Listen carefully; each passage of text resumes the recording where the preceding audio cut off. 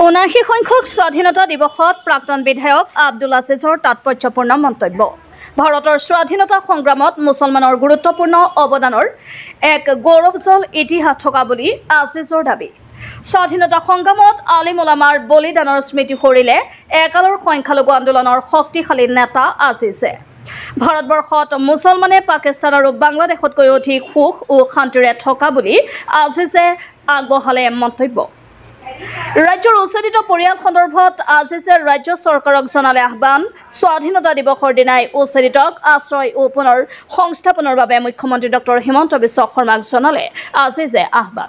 নাই, এইটোতো প্ৰত্যেক বছৰ 15 আগষ্টত 1947 চনৰ পিছত আজি 79তম স্বাধীনতা দিৱস। গোটেই ইণ্ডিয়াৰ মানুহে ৰিছপেক্টিভ অফ কাষ্ট এণ্ড কমিউনিটি প্ৰত্যেক সম্প্ৰদায়ৰ মানুহে আমি ইণ্ডিয়ান টেৰিটৰীৰ ভিতৰত থকা মানুহে আজি ফ্লেগ হোষ্টিং কৰিব, চৰকাৰীভাৱে কৰিব, বেচৰকাৰীভাৱে কৰিব।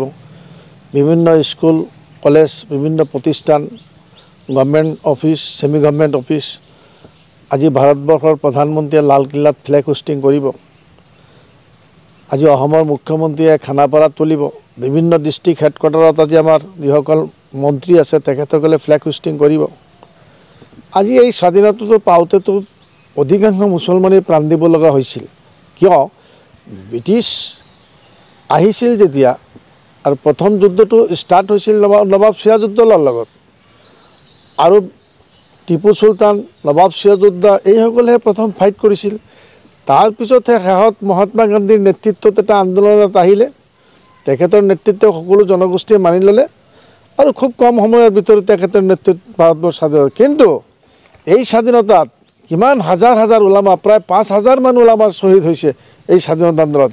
আজি দিল্লীৰ লাল গেটত গৈ, দিল্লীৰ আজি যিটো দিল্লী গেট আছে, দিল্লীত যিটো দিল্লী গেট আছে, এই গেটত গৈ দেখিলেই পোৱা যায় কিমান মানুহৰ নাম তাতে উল্লেখ আছে। কিন্তু আজি এই বিজেপি গভৰ্ণমেণ্টৰ দিনত সেই মুছলমানসকলৰ কীৰ্তিচিহ্নবিলাক যিমান হৈছে, আজি মুছলমান সম্ৰাটসকলে তাজমহল শ্বাহজাহানে কৰিছিল, আজি কুতুব মিনাৰা এই মুছলমানে কৰিছিল, আজি দেৱানী আম, দেৱানী খাছ মুছলমানে কৰিছিল, আজি দিল্লীৰ জামে মছজিদ মুছলমানেই কৰিছে।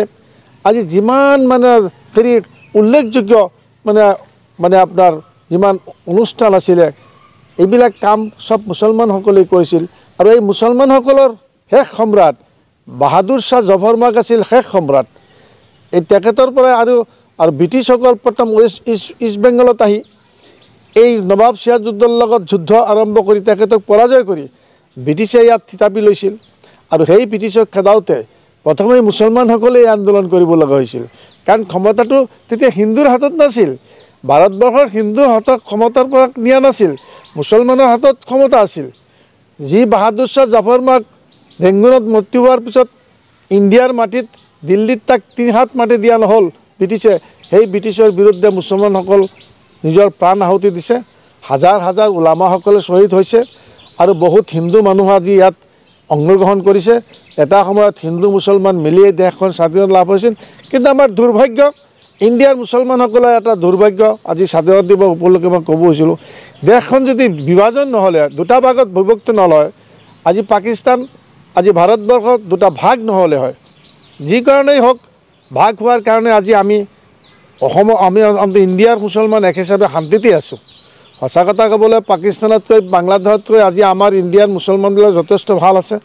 হয়তো আজি অসমত কিবা এটা চলি আছে, ইভিকশ্যনৰ নামত অসমৰ মুছলমানে অলপ দুখ পাইছে, কষ্ট পাইছে, ব্যথা পাইছে, পাবই।